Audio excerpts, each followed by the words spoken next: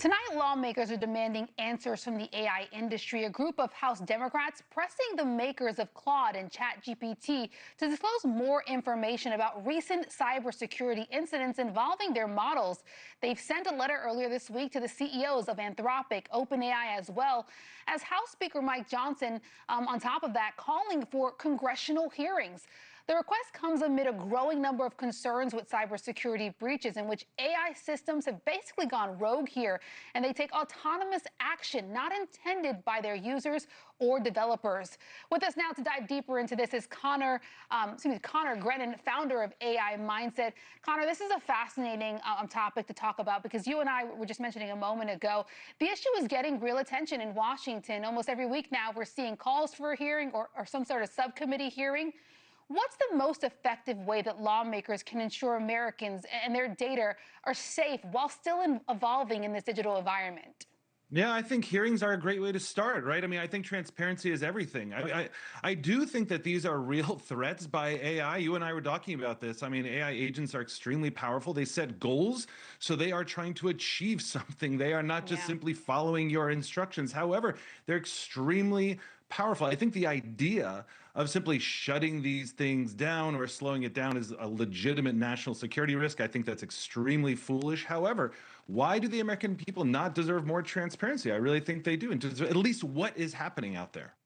What do you make then of these models slipping out of their controlled environment from these companies, and how concerned we should or should not be about that?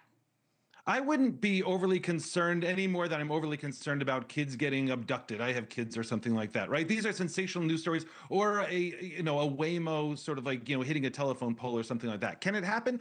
Yes, absolutely. Does it? Not really often, considering there's billions of uses of AI every single day, and this happens extremely rarely. I think the things that happen in these cases, when you're talking about OpenAI, it was essentially human error that allowed this thing to escape what they call the sandbox, which is essentially the jail for AI. But think about what they were asking these agents to do. They were asking them to try to break out. They were trying to test this. So the very fact that we caught them breaking out is actually, I think, a proof point for the fact that they're testing them and then putting up more guardrails. Nobody wants them to run amok and destroy society or anything like that. I think that the companies are doing well.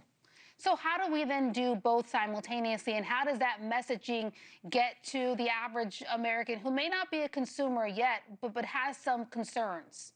I'm not sure the message will get out. I'll be totally honest, because I think that AI has a real PR problem. I don't mean to diminish that. I mean, AI is the thing that could potentially take jobs. It's the thing that's going to potentially really harm education, or it's the things that's going to transform us all into something bigger and better and help education. So I'm not sure the message will get out unless we have our politicians and hearings doing this transparent, deeper dive into this and saying, these are the good things about AI. I don't think that story is getting out there. Do you think that Congress, which often moves pretty slow, and the private sector can work together to put some of these guardrails in place without necessarily slowing down this AI race that right now we are leading? I hope so, because I don't know how much confidence I have in the government to not just put up guardrails. Why? Because voters vote, and I think voters would love to hear that. The reality is that I think that's a national security risk. I think that the absolute best thing you can do is build the highest guardrails possible. It's what you do with nuclear energy. It's what you do with everything else. And that is how you stop this. You don't simply stop it by, by sort of slowing down a technology and letting China surpass us. That's a huge risk.